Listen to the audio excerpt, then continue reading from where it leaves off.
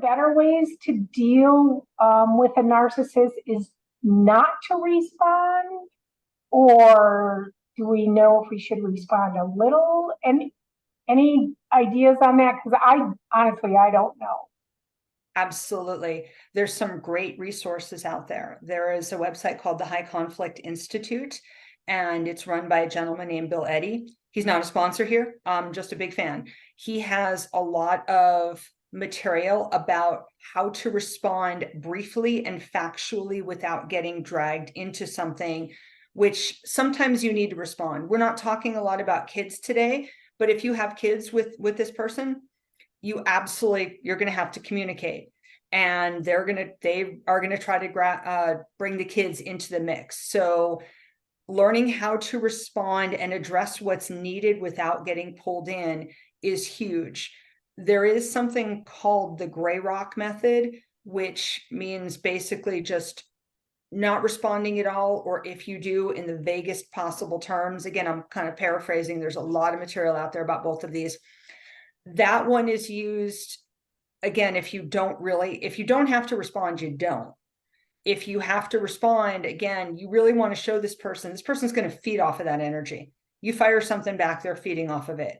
They're going to deplete your energy. They're going to feed off of it. They're probably going to enlist all their allies out there by going to everybody and saying, can you believe what this person said? Can you believe what they said about me? I'm the best spouse in the world, and look at what they're saying. So you want to look at those resources, and I would encourage you to work with somebody. Again, especially a coach. Some divorce coaches, particularly high conflict coaches, will work with you, and they'll actually review messages back and forth. I've done it for clients in litigation settings. It's not the best use of my time.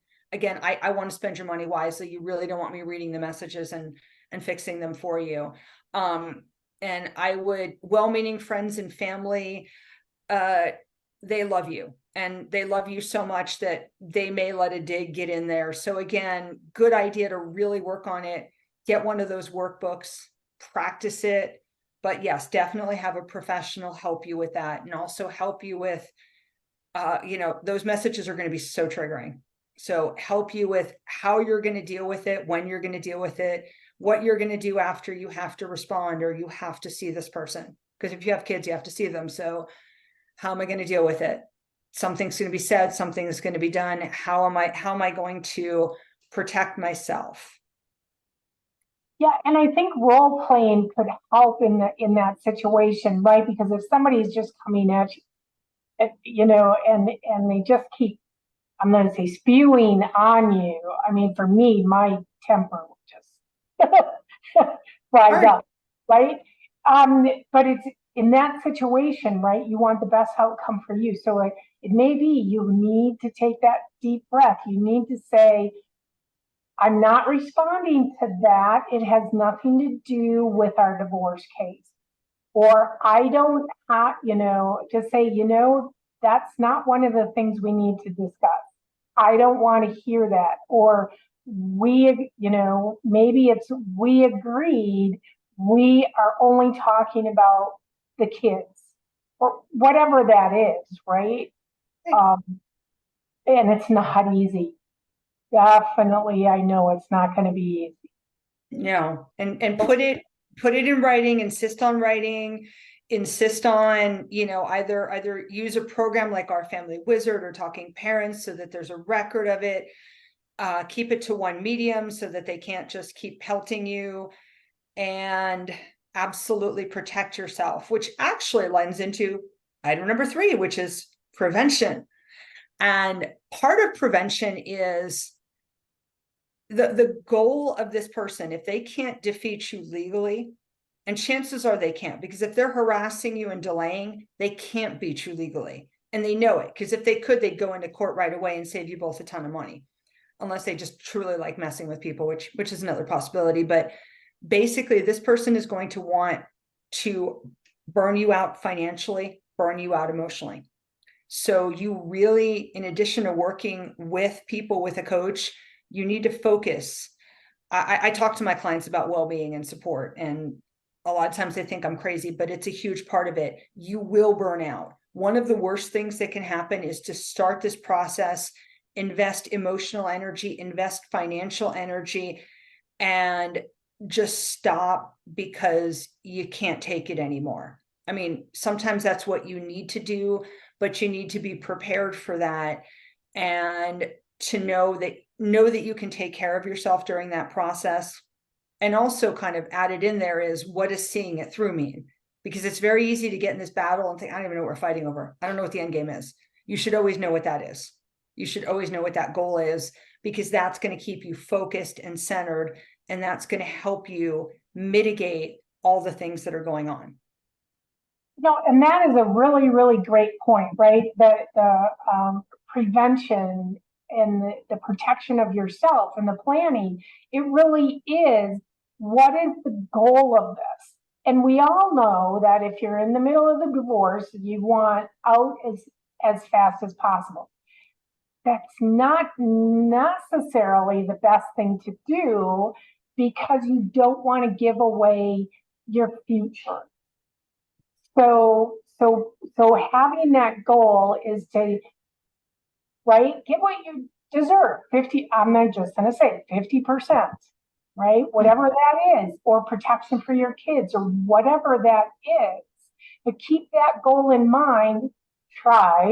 Keep the tempers down, keep planning, and bring that family, friends, and the divorce coach, financial advisor, and the attorney. Have them all working together for you, for your team. I like that. Absolutely. One thing I would add, I agree that the goal is 50%, 50% of what's marital. Sometimes you may have to let that other person win a little bit and to be done. And those are the strategic decisions that you're not going to make in a free consultation. And I'll stand by that. I will stand by that claim. You need somebody who really, I mean, you really have to understand it. And part of protecting and preventing is saying that 50% might be X. I'm willing to take Y. Y can't be I'm walking away with nothing. I don't have enough. I have these conversations sometimes with clients who are burning out, who just want to take an amount that I'll say, you know what, it's not going to protect you. It's not enough. It's okay to take a less than, which is also why you want to be very aligned with your team. You don't want an aggressive lawyer that's fighting because of their own ego, or fighting just a fight that tells you, how dare you take less. Sometimes you make a strategic decision to take slightly less, or make a compromise to be done. But knowing when it's a strategic decision versus giving up requires experience. That's true. So many years ago, a girlfriend of mine, after she was divorced, she told me that she was fighting over a $2,000 lawnmower. And it cost more than that for the fight. It's like, it's not worth it. So what little are you willing to give up? And 50% is not necessarily, I'm going to say it, if your estate is worth 600,000, you may not want 300,000, may not be fair. And here's why. You have to also look down the road.